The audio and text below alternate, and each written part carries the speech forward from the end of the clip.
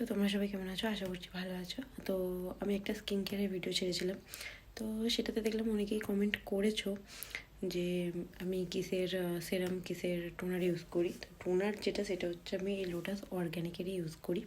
এটা আমি প্রথম ইউজ করছি। এর আগে আমি মনে হচ্ছে গুড ভাইবসেরই করতাম টোনারটা ইউজ।